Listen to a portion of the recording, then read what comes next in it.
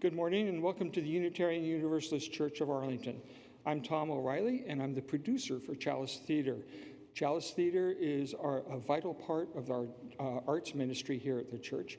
Every year we put on a fully staged, usually Broadway musical with a multi-generational cast. This year we're tackling an old-fashioned and pretty challenging show called Pirates of Penzance, a little Gilbert and Sullivan stuff.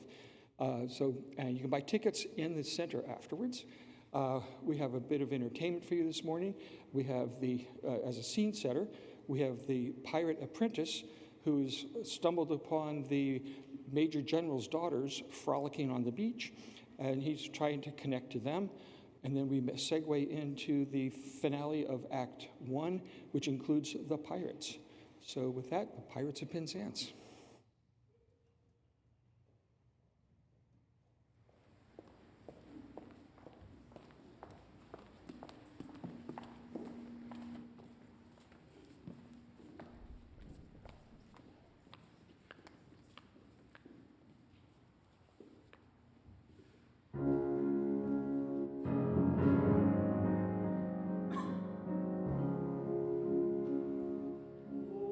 Is there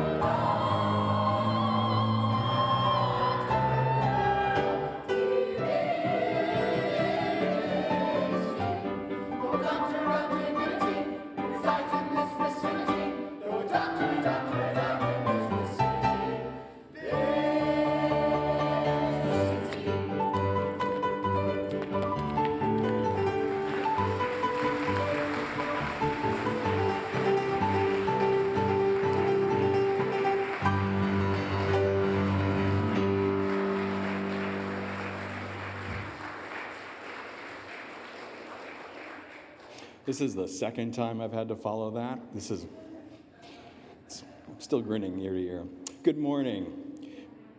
Welcome to the Unitarian Universalist Church of Arlington. We are a congregation that welcomes all people, people of all backgrounds, races, genders, sexual orientations, disabilities and abilities, both seen and unseen. At UUCA, we encourage people to come for community, find inspiration, and live with purpose together. My name is Burke Kapler, and I am the very model of a modern board member, and I'm also its chair. Today is Sunday, February 19th, and whether this is your first time worshiping with us or this is your regular Sunday routine, we're glad you're here. I just want to share a quick word about transparency and visibility. You may not be able to see this from where you're sitting, but I'm wearing a special name tag with big pink letters that says, "Board Member Ask Me."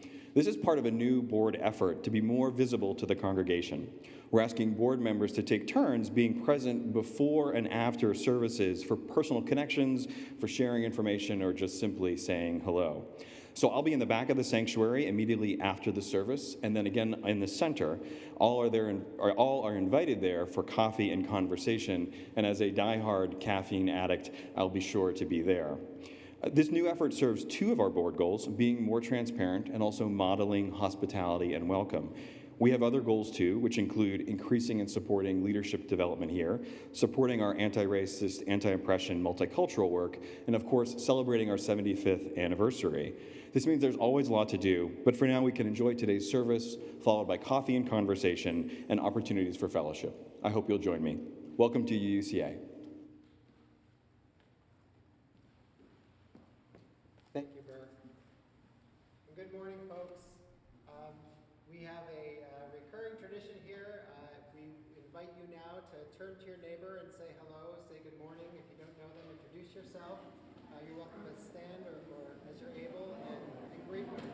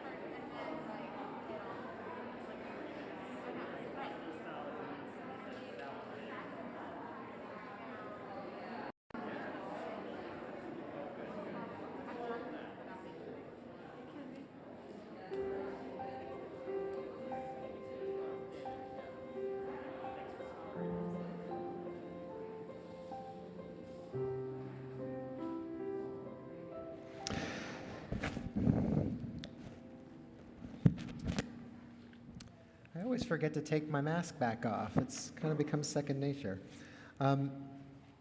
Today's call to worship comes from Reverend Dr. Kiana Rahman. These are excerpts from her poem, "It Is That Time and That Place." Now is the time to call on the memories of the ancestors who thought they could not walk another step toward freedom, and yet they did. It is that time and place to remember those who came through the long night to witness another sunrise. Time to hold to the steadfast hands and hearts and prayers of the ancestors that have brought us this far. It is that time and that place to know that it is our turn, that we must leave a legacy for our children and all the children. It is that time and that place. We are the ones we've been waiting for. For that, let us be eternally grateful. Amen and blessed be. Let us worship together.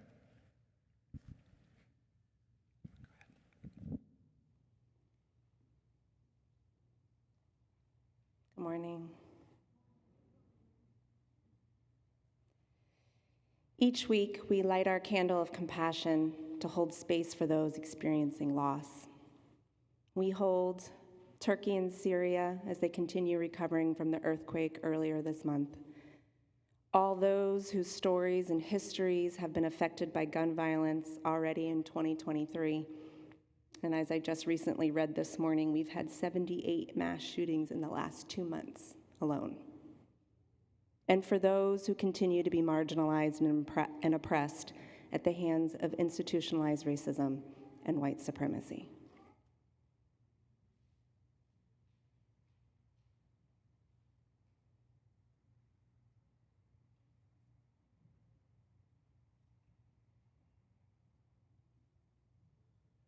And as we light our chalice, please refer to your order of service.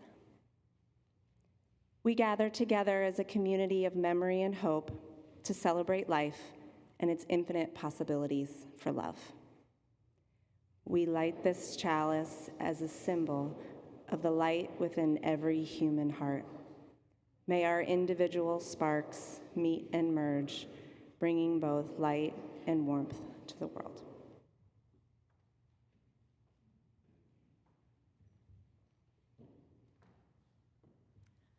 Our first hymn this morning is 155 in your gray hymnal, Circle Round for Freedom.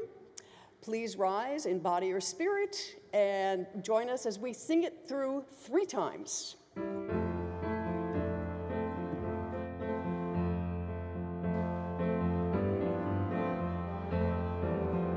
Circle round for freedom, circle round in praise for all of us in prison. Circle for release, circle for the planet, circle for each soul, for the children of our children. Keep the circle whole. Circle round for freedom, circle round for peace, for all of us in prison. Circle for release, circle for the planet, circle for each soul, for the children of our children. Keep the circle whole. Circle round for freedom, circle round for peace, for all of us in prison. Circle for release, circle for the planet, circle for each soul, for the children of our children. Keep the circle whole.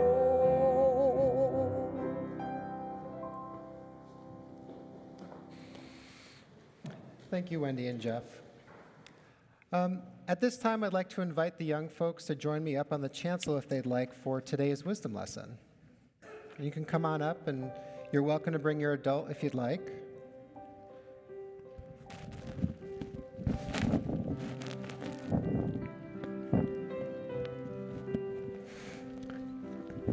Hey, welcome. Hi. Hey, y'all.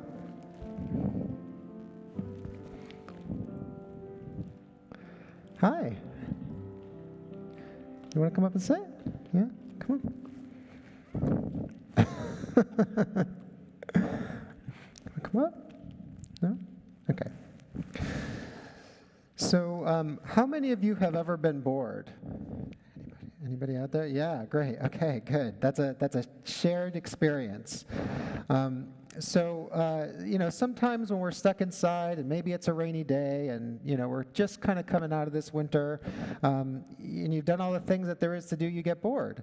Well, today's story is "The Year We Learned to Fly" by Jacqueline Woodson, and this is a story about a brother and a sister that were in an apartment and getting a little bored, and their grandmother is teaching them to fly. So we'll learn to fly today. That was the year we learned to fly. That was the spring when the rain seemed like it would never stop. And the thunder boomed so hard, we weren't allowed to go outside.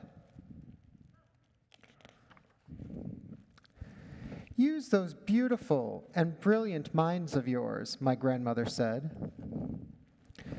And will you all help me and learn to fly with me here? So lift your arms, if you'd like, and close your eyes, and take a deep breath, and believe in a thing. Somebody, somewhere, at some point, was just as bored as you are now. So my brother and I closed our eyes, and for a few minutes that first day, we weren't stuck in our apartment anymore. We were flying over the city we'd known our whole lives, but it was suddenly different, exploding with every kind of flower we'd ever dreamed of growing.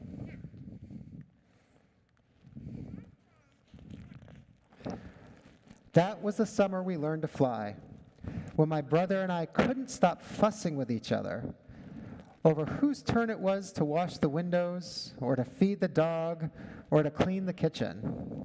Does anybody here like cleaning the kitchen? No? Yes? No? Okay.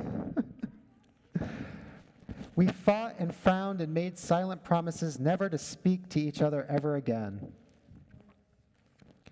My grandmother said, "Lift your arms, close your eyes, take a deep breath, and stop being so mean about everything. Somebody, somewhere, at some point, was just as mad as you are now." So we did. And as the soft wind took us out over the city and past the windows of kids who hadn't yet learned to fly, my brother and I reached for each other's hand, flying and diving and laughing and leaving all of our mad far behind us.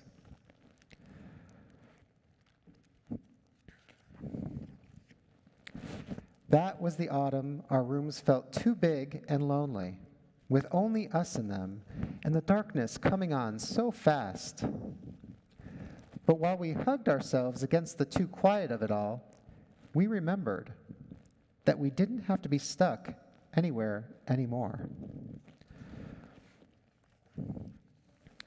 My grandmother had learned to fly from the people who came before. There were aunts and uncles and cousins who were brought here on huge ships, their wrists and ankles cuffed in iron. But, my grandmother said, nobody can ever cuff your beautiful and brilliant mind. So our people learned to fly, she said. They dreamed a thing and made it happen. They closed their eyes and flew away home. Lift your arms, my grandmother said. Close your eyes. And remember, somebody, somewhere, at some point, had to figure out that they could fly. That was the winter we moved away from the building and the block and the friends we'd always known, to a street where the kids looked at us funny and didn't even answer when we asked them if they wanted to play. "It's okay," I said to my brother. Somebody, somewhere, at some point, had to figure out they were ready for any new thing coming their way. For a long time, the kids on the ground watched us. Then one by one, they lifted their arms, and one by one, they too learned to fly. And that was the year that we learned to fly. So thank you all for coming up and joining me. And you're all welcome now if you'd like to spread your arms and fly back to your seats or back to your adults. Thank you for coming up here today.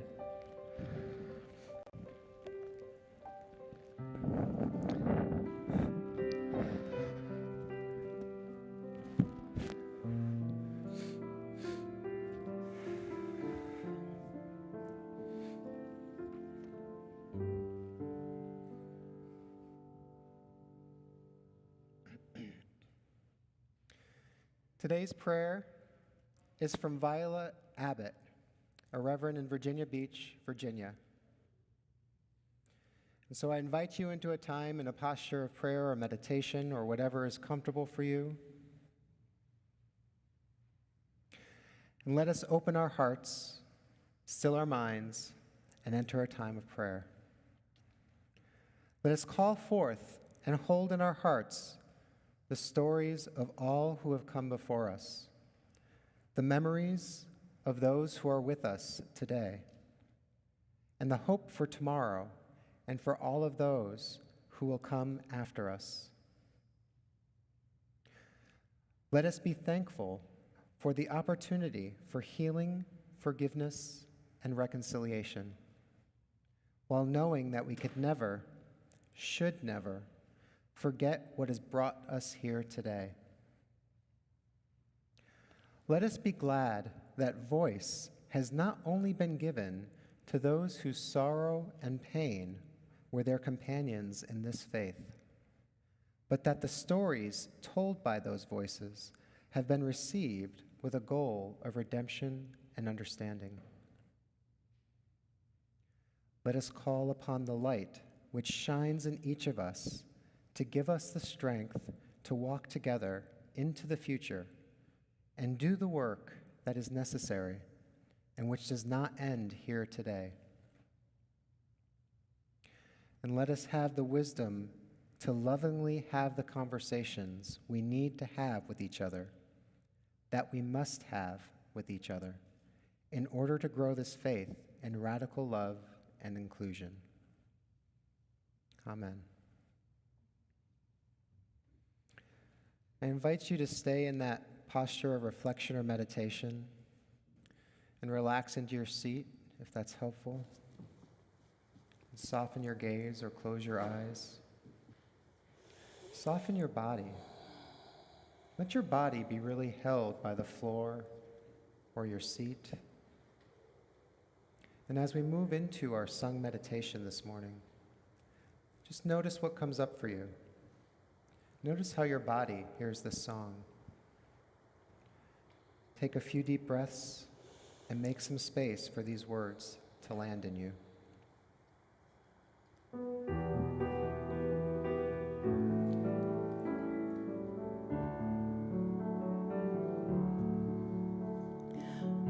Make me your channel to work peace. When there is hatred, let me bring love.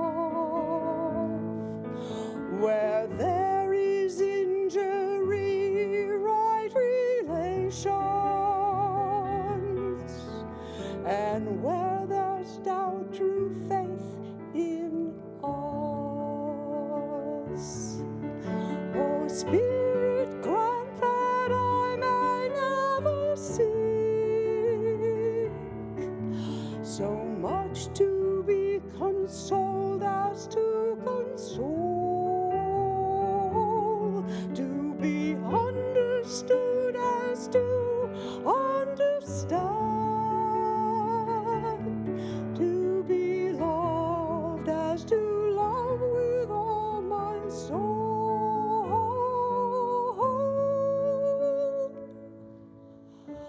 Make me your channel to work peace. Where there's despair in life, let me bring hope. Where there is darkness, only light. And where there's sadness, ever joy. Oh, Spirit, grant that I may never seek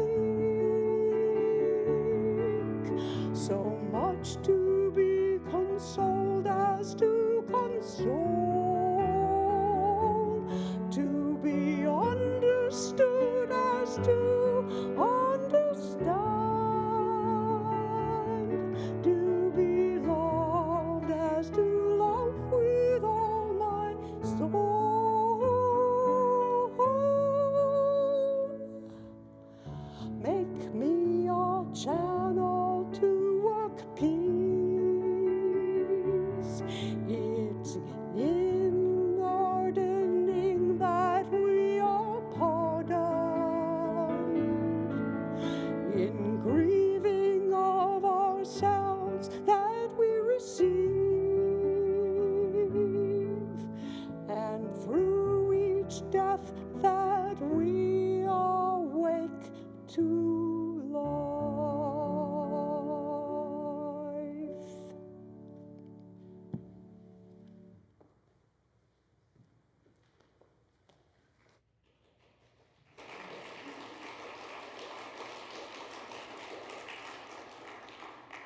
Thank you, Wendy. That was beautiful. As we heard Wendy sing Make Me a Channel to Work Peace, which is an adaptation of the original piece, this month we are sharing our offering with Little Friends for Peace. Some of you may have worked with the founders, MJ and Jerry Park, here at UCA through their workshops or at the Little Friends for Peace summer camp. Little Friends for Peace has partnered with UCA for more than 20 years to offer programs about peace building and conflict resolution and transformation, which is such an important practice. If you'd like to be involved in Little Friends for Peace annual Peace Camp, there will be a session here at UCA this summer. You are invited to be a part of that. You can reach out to Molly Jewell, whose contact information is in your order of service, and they also have a table in the center today, so while you are getting your coffee and conversing, please visit the table. 70% of today's offering will be shared with Little Friends for Peace, and I hope you will give generously to support their work. 30% of the offering will support our ongoing work here at UCA. You can give today with cash in the plate, check, or any of the methods listed in your order of service or on our website. However you give, thank you for your support today. We are very grateful. Ushers, will you please collect the offering at this time?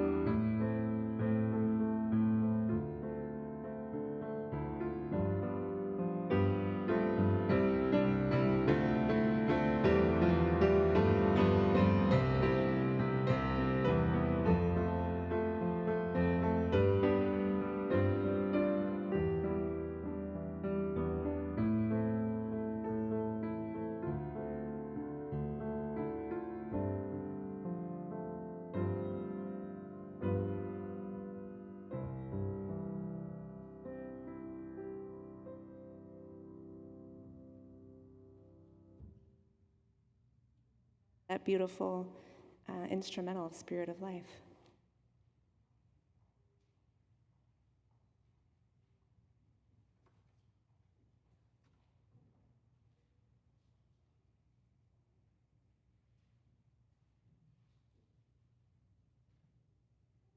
As we bless this offering, please follow along in your order of service. We bless and receive these gifts, opening our hearts to true generosity. Let us be grateful when we give, be it time, talent, or treasure. Let us be grateful for our needs in the experience of vulnerability. Let us be grateful for those who share their gifts to nurture this congregation.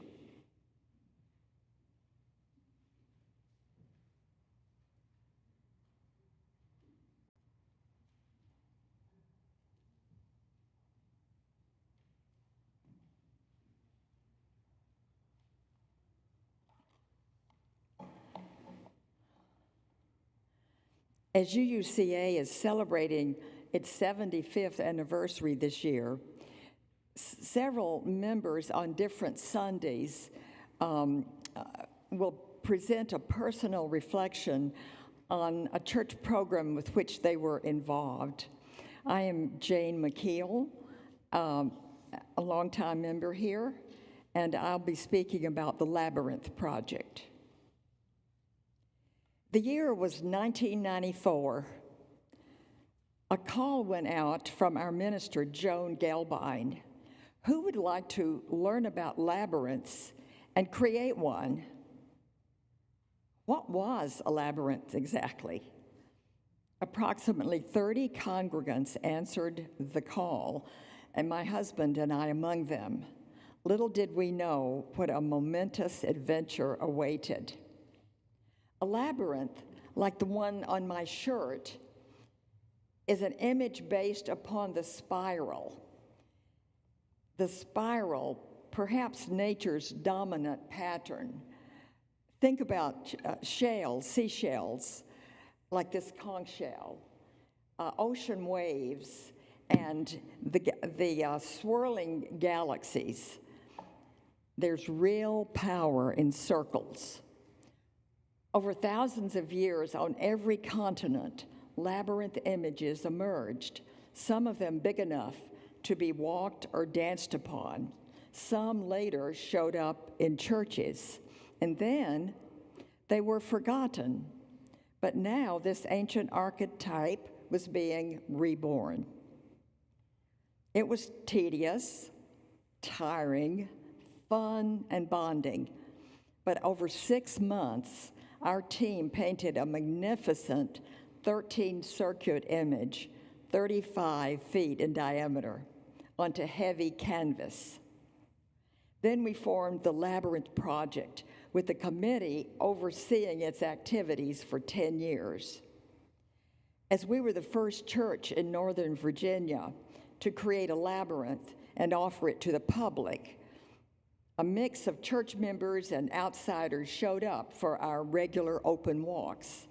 In the fellowship hall, with candlelight and soft harp or recorder music, we set a quiet tone as many came to walk the winding path. 2 points quickly. Labyrinths can be completely secular and found in public places like parks and hospitals, and they can also be found in religious settings. Most importantly, though, a labyrinth is not a maze. A maze is a path with obstacles, so you must use your thinking to figure the way out. It's a puzzle. A labyrinth is the very opposite. You cannot get lost, as it's a path that leads you spiraling to the center and then spiraling back out.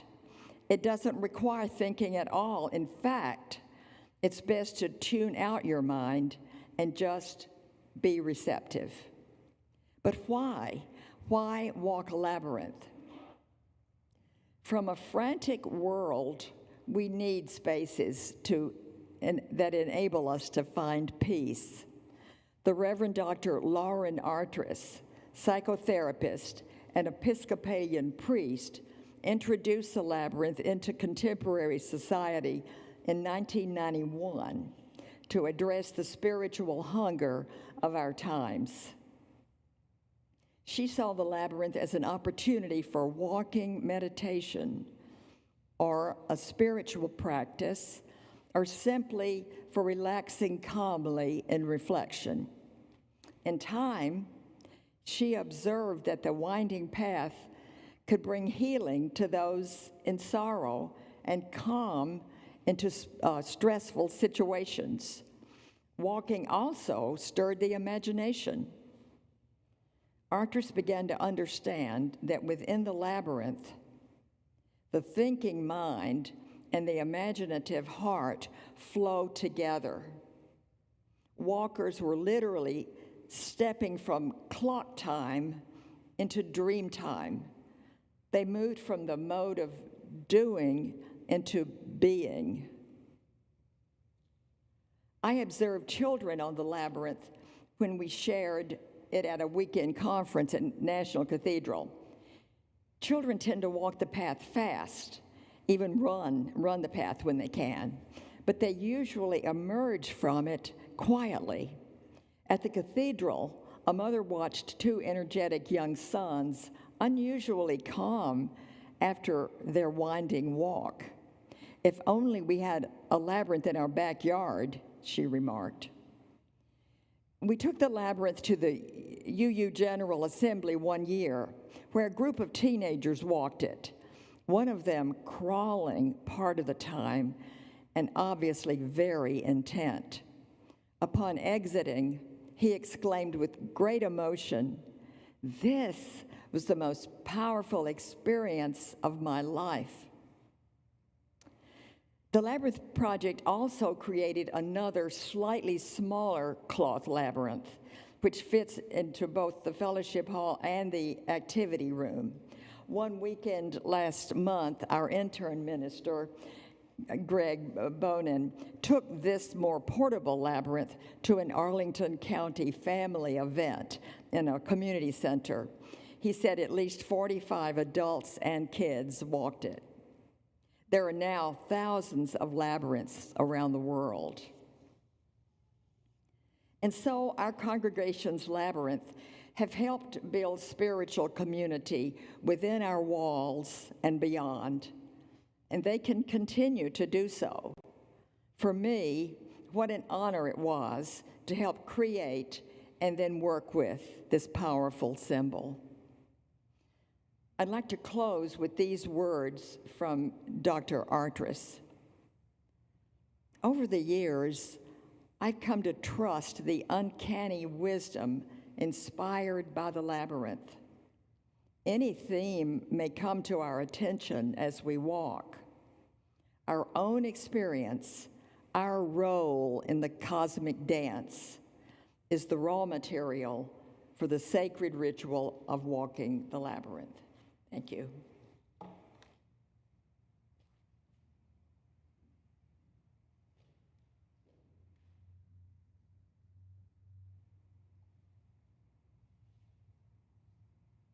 Thank you, Jane, for all your work. Jane and I were speaking earlier about our shared love of labyrinths, and I just love your words, and it made me think of labyrinths in a whole new way, so thank you. I invite you again into a posture of reflective meditation. Please either close your eyes or have a soft gaze down to the earth. For our young friends, maybe you can think about sitting on a soft cloud or a place that makes you happy or makes you feel good. Let your body feel heavy beneath you. Let your seat support you. Your hands can rest easily in your lap.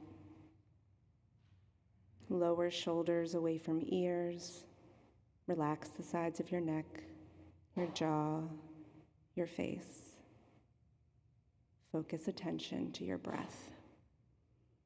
Inhale, exhale.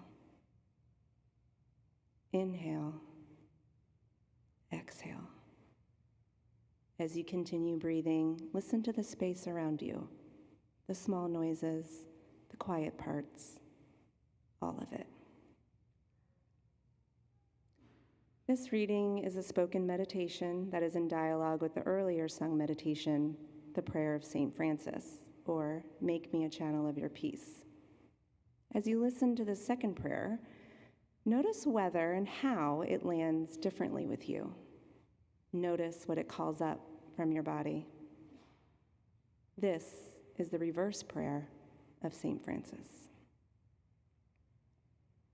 Spirit, make me a channel of disturbance. Where there is apathy, let me provoke. Where there is compliance, let me bring questioning. Where there is silence, may I be a voice. Where there is too much comfort and too little action, grant disruption. Where there are doors locked and doors closed and hearts locked, grant the willingness to listen. when laws dictate and pain is overlooked, when tradition speaks louder than need, grant that I may seek rather to do justice than to talk about it. Disturb us, O Spirit, to be with us as well as for, to be with as well as for the alienated, to love the unlovable as well as the lovely. Spirit, make me a channel of disturbance.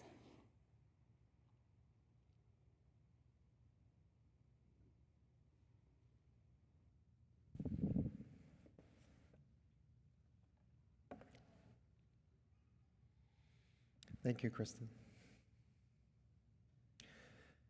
February is Black History Month, and the ministry team is committed to centering Black voices in our readings and our prayers and our calls to worship throughout the month. Know that all of our named contributors today are Black Unitarian Universalists. 2 Sundays ago, UUCA member Bill Fogarty shared a story from UUCA's history about member Mildred Eldridge. In short, Mildred was a Black woman, mother, wife, and member of our church who was arrested for attending UUCA's annual picnic. Both Black and white members attended this picnic, which was held during a time when racial segregation was the law in the state of Virginia. Segregation made it illegal for Black folks to share social and material resources with white folks. Because Mrs. Eldridge was Black, she was arrested for disturbing the peace. UUCA paid her bail and her defense attorneys, and Mrs. Eldridge was found not guilty. Like most stories and most histories, there is much more to this story than just this short summary. I was intrigued when I first heard mention of Mrs. Eldridge's story.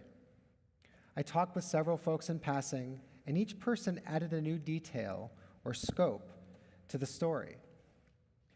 It was an integrated picnic in a park. It was the church who came to her defense. It was the Arlington school system.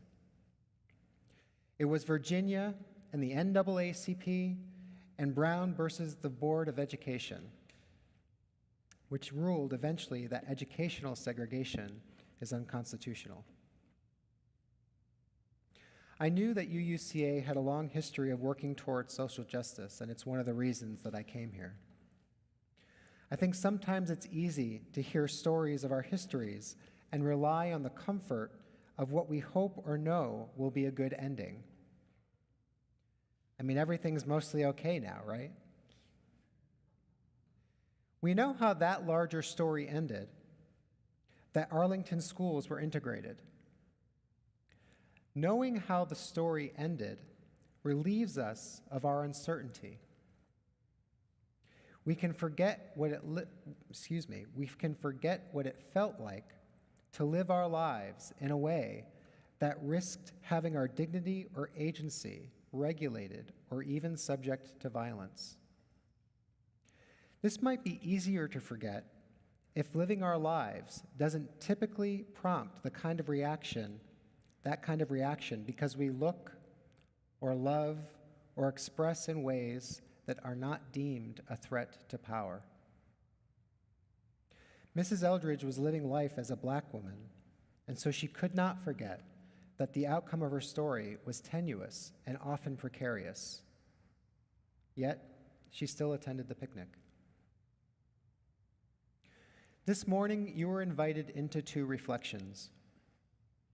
The first was an adaptation of the prayer of St. Francis, sometimes named as "Make me a channel of your peace." The second is often attributed to an unknown author and is titled "Reverse Prayer of St. Francis." The first line of our adaptation is, "Spirit, make me a channel of disturbance." Mrs. Eldridge was arrested for disturbing the peace, a legal offense. And I hear 2 things in that. One, that the default state of the law, which was then the law of segregation, was considered peaceful. If you're not familiar with the segregation era in the United States, I will tell you now that it emphatically was not peaceful. The second thing I hear about Mrs. Eldridge's arrest is that she was disturbing that peace simply by living life as a black woman. The prayer of St. Francis calls us to work peace. The reverse prayer calls us to disturb. And these are not contradictory calls. We can't just have one or the other. We need peace, and we also need disturbance. We need the joy of living life as our whole selves. For Mrs. Eldridge, a part of her whole self was her blackness. We also need to interrupt, disrupt, and displace what attempts to diminish our whole and healthy selves. For Mrs. Eldridge, that meant placing her body in the precarious position of violating an unjust law. And while she didn't do it alone, she had the UUCA community to support her, she did take the risk. In that moment, pervasive uncertainty mixed with a familiar threat when she was arrested by the police. In that moment, she did not know the outcome of her own story. Justice was not a foregone conclusion. It took her courage and her strength to survive our unjust system. I want to interject a poem here by Maya Wade Harper, a black biracial young adult woman. This poem can be found in Blue Notes, an anthology published by the Black Lives of Unitarian Universalism. And this poem is entitled, Being UU and Black. Means watching as they put up the BLM sign and knowing the fight has hardly started. It means being coined a token and lifted up while you do all the work. It means late nights and meetings, sermons that you hope they will hear. It means answering questions that you don't want to answer and hoping it will be enough. It means asking for more diversity, but not for appropriation. It means backlash and tight smiles and exhaustion. But being UU and Black also means raising our hands and voting for justice. While friendships warm my heart, it means feeling right at home in these walls and knowing these people understand. It means education and singing and healing and marching in cold weather together. It means knowing your dream is shared by others and you can accomplish it together. It means chalices, rituals, and sacred spaces, feeling welcome and loved and holy.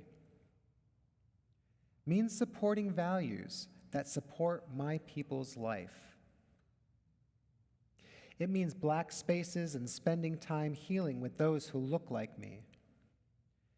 It means knowing inside that you belong, even if sometimes it is so hard and tiring. I am here to stay. Mrs. Eldridge was Black and Unitarian. Her story is a story of Black history. Today, we have the privilege to participate in Mrs. Eldridge's story because she chose this community. Her story is a strand of UUCA's history. I think of the juxtaposition of peace and disturbance in Mrs. Eldridge's story. I think of the conversations I've had with Black folks who have a deep love for Unitarian Universalism in our communities, and who also acknowledge the reality of being invited to be vulnerable or courageous in spaces where Black and BIPOC dignity and agency is sometimes uncertain or precarious. It isn't enough for us to describe someone as resilient or courageous without also dismantling or transforming the institutions that required such resilience to simply exist in the first place. As Maya wrote in her poem, what looks like a cause for victory and celebration to some might be a long overdue minimum effort for others. And this prompts me to ask, am I prioritizing my own comfort over the dignity of another?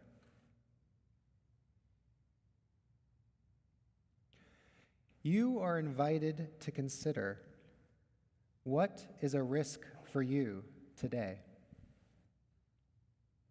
Maybe it's investing in honest self-reflection and building relationships. That could mean participating in a program like Courageous Conversations, which is conveniently being held next Sunday, February 26th from 1 to 3. And you could look for that in Connections. Maybe it's doing your work, then showing up at the table. In the 1950s and 1960s, the NAACP asked folks to show up for racial integration.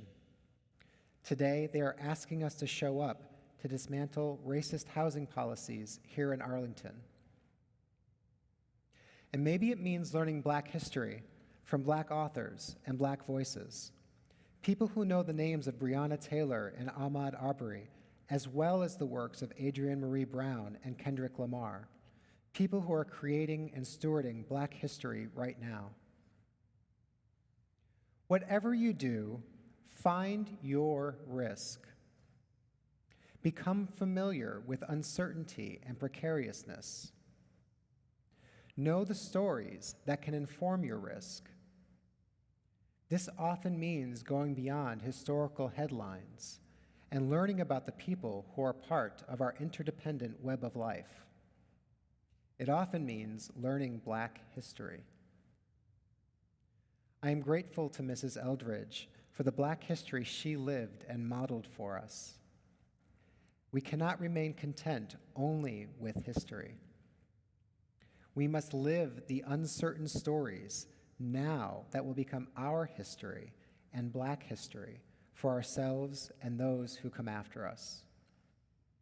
And blessed be.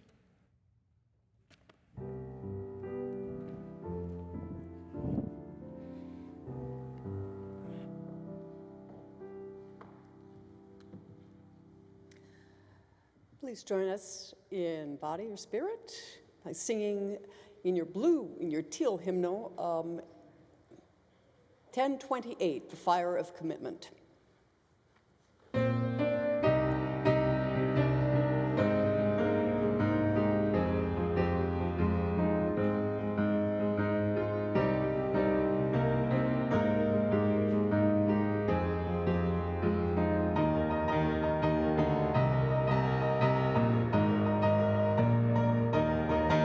From the light of days remembered, loomed a beacon bright and clear, guiding hands and heart and spirits into faith, set free from fear.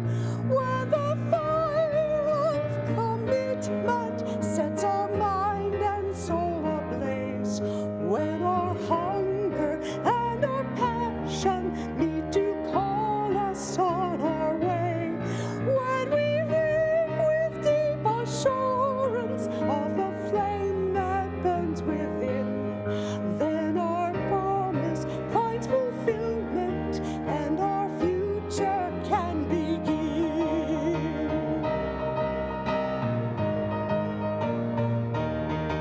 From the stories of our living rings a song both brave and free, calling pilgrims still to witness in the life of liberty. When the fire of commitment sets our mind and soul ablaze, when our hunger and our passion meet to call us on our way, when we live with the assurance of the flame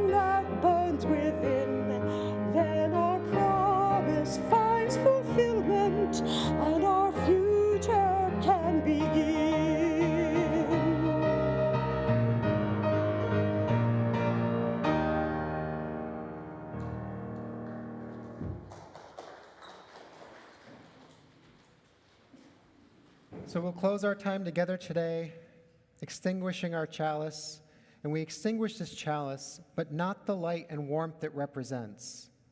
These we take with us, bringing our own sparks of love to the world.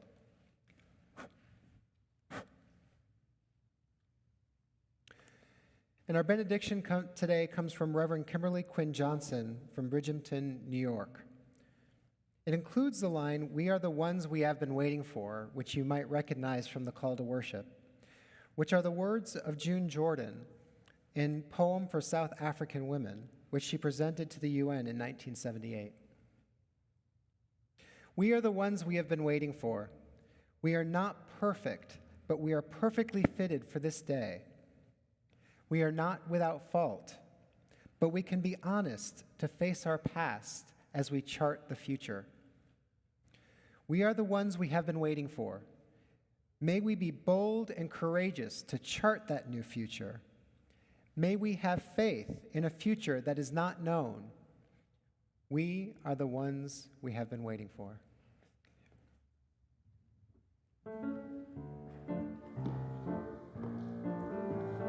Join me in singing our postlude. Move your bodies, stand up. It's when the Spirit says do. We're going to sing it 3 times through. The first time when the Spirit says do. The second time when the Spirit says shout. And the third time when the Spirit says dance. You got to do, you got to do, you got to do, and the Spirit says do. You got to do, and the Spirit says do. You got to do, oh Lord. You got to do, and the Spirit says do. Spirit says do. Spirit says do. Spirit says do. Spirit says do. Spirit says do. Spirit says do. You got to dance, shout when the Spirit says shout. You got to shout when the Spirit says shout. When the Spirit says shout, you've got to shout, oh Lord. You've got to shout when the Spirit says shout. Spirit says shout. Spirit says shout.